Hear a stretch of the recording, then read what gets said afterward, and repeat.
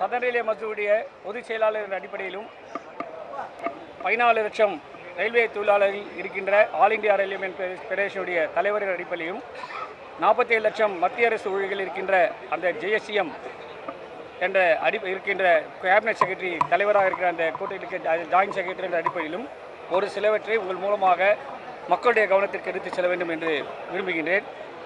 இந்த அரசு குறிப்பாக பாரத பிரதமர் மற்றும் முன்பு இருந்த ரயில்வே மந்திரிகள் இப்போது இருக்கிற ரயில்வே மந்திரிகள் பாராளுமன்றத்தில் சொல்லிக்கொண்டே இருக்கின்றார்கள், தனியார் மயம் வரவே வராது என்று சொல்லிக் கொண்டிருக்கின்றார்கள் என்பது உங்களுக்கும் தெரியும், மக்களுக்கும் தெரியும். ஆனால் தனியார் மயம் என்ற பெயரை மாற்றிவிட்டு அவர்களை நவீனமயமாக்கும் என்ற பெயரை அவர்கள் வைத்து மக்களை எப்படி ஏமாற்றி கொண்டிருக்கின்றார்கள், ஏமாற்ற போகிறார்கள் என்பதை ஒரு சிலவற்றை சுருக்கமாக உங்களுடைய கவனத்திற்கு கொண்டு வருகிறேன். மக்களுக்காக நீங்கள் அதை முழுவதுமாக நீங்கள் ஒளிபரப்ப வேண்டும். சுற்றுலா ரயில்கள் 150 ரயில்களை தனியாருக்கு கொடுத்திருக்கிறார்கள். அதை குறிப்பாக சொல்லப்போனால் பேர் சொல்லக்கூடாது இருந்தால் நான் சொல்கிறேன். மதிப்புக்குரிய மார்ட்டின் என்பவர்கள் கோயம்புத்தூரில் ஒரு வண்டி எடுத்திருக்கின்றார். சுற்றுலா வண்டி பயணிகளிலேயே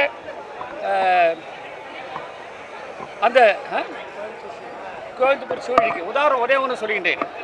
அந்த 150 வண்டியில் ஒன்று மட்டும் உதாரணமாக என்ன சொல்ல வேண்டும் என்றால், அதே ரயில்வே இந்த இயக்கினால் 28 லட்சம் ரூபாய் தான் கொடுக்க வேண்டியிருக்கும். ஆனால் அந்த வெளியே இருக்கின்ற தனியாருக்கு கொடுத்த காரணத்தினால் 44 லட்சம் அவங்களுக்கு வசூல் செய்கிறார்கள். அதே போல் தேசியமயமாக்க என்ற திட்டம் மூலமாக ரயில்வே சொத்துக்களை, ரயில்வே சொத்துனா யாருது? மக்களுடைய சொத்துக்கள். நம்முடைய மக்களுடைய பாமர மக்கள், நடுத்தர மக்கள், மற்ற மேல்தட்டு மக்களுடைய அந்த சொத்துக்களை 90 ரயில்களை 400 ரயில்வே ஸ்டேஷன்களை தனியாருக்கு கொடுக்க வேண்டும் என்ற முடிவினை அவர்கள் எடுத்து விட்டார்கள் என்பதை உங்களுக்கு மூலமாக மக்களுக்கு தெரிவித்துக் கொள்கிறேன். அடுத்து ஐசிபியில் வந்தே பாரத் என்ற வண்டி இப்போது 800 வண்டிகள் தயாரிக்க வேண்டிய உத்தரவை மத்திய அரசு கொடுத்திருக்கிறது. இதற்கு முன்பு அதே வந்தே பாரத் என்ற T18 நம்முடைய ரயில்வே தொழிலாளர்கள் அதை செய்த போது 98 கோடி தான் என்று எவ்வளோதான் செலவாகினது. ஆனால் இப்போதைக்கு 137 கோடி அதை மத்திய ரயில்வே அமைச்சர் அவர்கள் தனியார் அதை செய்து 137 கோடி ரூபாய்க்கு ரயில்வே அமைச்சத்துக்கு திருப்பி விற்கப் போகின்றார்கள். இது என்ன என்பதை மக்களுடைய கவனத்தை அவருடைய டிசிஷனுக்கே நான் விட்டு விடுகின்றேன். அது மட்டுமல்ல, குறிப்பாக சொல்ல முடியாது, இந்த வண்டியை யார் பண்ணுறாங்கன்னா அங்கே இருக்கிற ரயில்வே தொழிலாளி தான். அங்கே இருக்கின்ற பேசிக் கம்யூனிட்டிஸ், ரயில்வே தொழிலாளர்களுக்கு ஐசிஎஃப்ல இருக்கிற பேசிக் கம்யூனிட்டிஸையும் தனியார் மையம் இருக்கவங்க தான் அதை யூஸ் பண்ண போகிறாங்க. ஆனால் அதெல்லாம் நம்முடைய ரயில்வே தொழிலாளி பணம் அவருடைய வைத்து செய்து நம்முடைய ரயில்வே சொத்தை செய்து அந்த தனியார் அதை செய்த பிறகு அந்த ட்ரெயின் செட்டை செய்த பிறகு 137 கோடி ரூபாய் கொடுக்க போகிறார்கள். திரும்பி சொல்கிறேன், 98 கோடி ரூபாய் இருந்தது இப்போ 137 கோடிக்கு இப்போ மத்திய அரசுக்கு திருப்பி அவருக்கு விற்க போகின்றார்கள். அது மட்டுமல்ல, முக்கியமாக ஒன்றை உங்களுக்கு சொல்ல வேண்டும் என்று விரும்புகின்றேன். இதுக்கு முன்பே நான் சொல்லியிருக்கின்றேன்.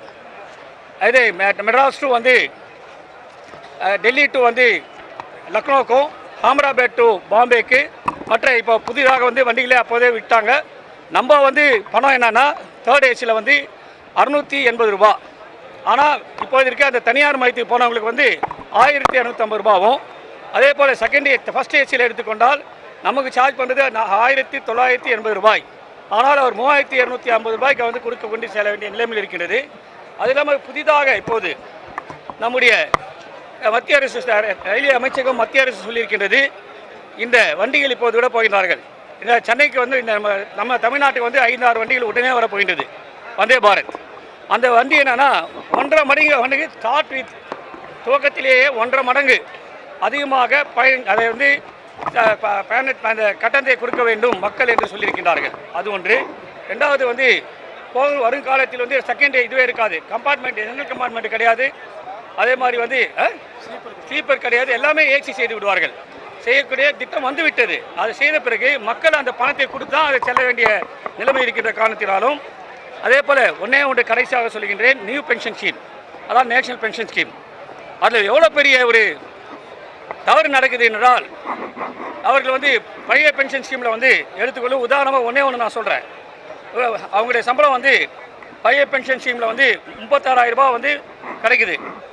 அவர் ரிட்டையர் ஆகும்போது அவருக்கு வந்து பழைய பென்ஷன் ஸ்கீமில் வந்து அவருக்கு வந்து 18,000 ரூபாய் வந்து பென்ஷனாக கொடுக்குறாங்க. ஆனால் இப்போது 3,100 ரூபாய் தான் அவருக்கு பென்ஷனாக கிடைக்கும்.